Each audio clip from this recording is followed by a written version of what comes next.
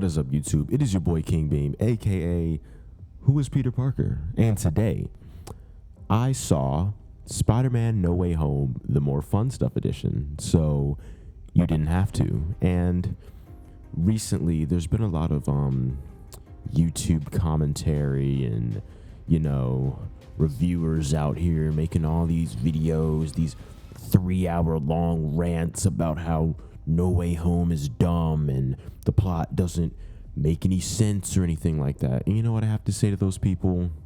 You're wrong. No Way Home, is it perfect? No. But is it a great Spider-Man movie? Yes, 100%. And the More Fun Stuff edition was so good. They had it like a lot of little cute scenes, like there's this one part of the film where it was like 5 minutes straight. It seemed like Andrew, Toby, and Tom were just like improving as Spider-Man, but they were like just sitting. It was like that scene where they're sitting on the Statue of Liberty, right? And they're like talking about, yo, dude, like where do your webs come from? But they had like an extended cut of that scene where they were just like talking about Spider-Man stuff, and it was really cool to see. And I think that people should go see the More Fun Stuff edition. I went on National Cinema Day, and it was so cool. They had this free like Top Gun Maverick poster that I could get at my local AMC. It was a really cool experience with my parents, and I saw the More Fun Stuff edition. And yeah, I think it's really worth the watch. And to everyone who's saying that the movie is bad, there are some moments in the film where stuff doesn't really like add up, like the CGI at some points isn't perfect by any means, and some of the plot points that happen, like Flint Marko, why is he evil? He doesn't really have a reason to be a bad guy per se. And Electro, why is he different? I don't really get that. Why is Flint Marko never a man? Why is he just like sand the entire movie? I never got that. Anyway, there's a whole bunch of stuff in the movie that's like, it's a little questionable, but all in all, it's a good Spider-Man movie because it's all about Spider-Man, because like he didn't want to send them back to die. And I loved the whole part where he brought them to the apartment and he's trying to save them. And then we get that, literally the best scene in the entire film, other than that first like long shot. I'll talk about that later. Anyway, what I think is the best scene in the movie is Spider-Man. They do that little like Spidey sense, and it's like the camera is rolling on his face and it like follows him, right? And it goes back and it goes back and it goes back, and then it keeps going back until he enters like the big like living room area, and then it zooms out and you see everybody, and he's like looking around, but like the camera itself is like zoomed in on his face, but like not. I don't know what that effect is called, but it's really cool. Okay, and so then finally he realizes that it's Green Goblin, and then he like shoots him and he shoots his hand against the little robot thing, and then they all have a big fight, and Green Goblin like WWE smashes this dude through like 4 stories of drywall. It's crazy, man. That is a great fight. But Spider-Man versus Green Goblin, Tom Holland's Spider-Man versus Green Goblin. The fights are just so good because like I'm at the end of the movie. I talked about this in my original No Way Home review that none of you watched, but it's okay. Anyway, right before I saw No Way Home, like when it first came out, I watched, what is that movie called? It's called The Devil All the Time with Tom Holland. And I didn't know he had this like range, this like acting range. And he really brought it out at the end when he was like angry and he was like punching the dude. He's punching Green Goblin. And like the way they edited it, like you could feel those punches. Like those punches were connecting hard.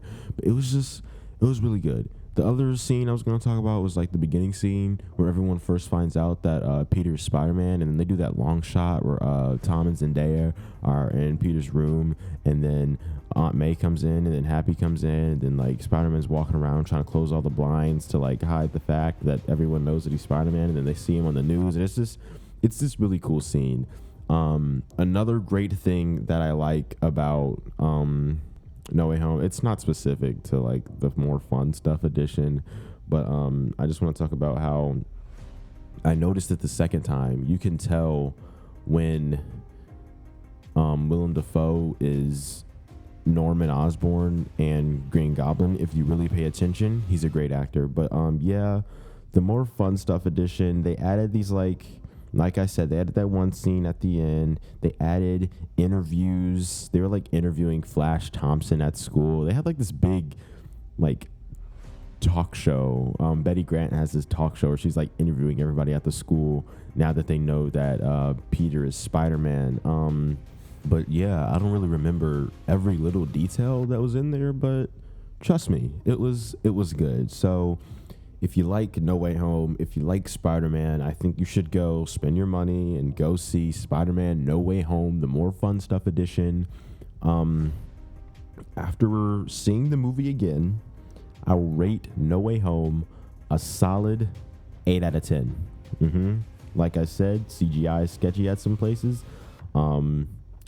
They had one more thing that really bugged me, that really brings the rating down, is I could tell it's so obvious that I don't know the guy's name, but the guy that plays Doc Ock at the beginning of the movie, you can tell that he's not in the same room as the other actors and that they're like reacting to a recording, because like the acting is so weird and there's these weird pauses, and like I didn't really notice it the first time, but like on the second watch, it's very, very evident and it's very annoying.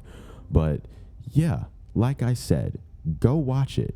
You're gonna enjoy it if you enjoy No Way Home, or if you enjoy just Spider-Man as a character, because this movie is an excellent Spider-Man movie. It's still probably my favorite Spider-Man movie. I mean, live action Spider-Man movie, because we all know Into the Spider-Verse is obviously the best Spider-Man movie to ever come out in theaters. And if you disagree, you're wrong.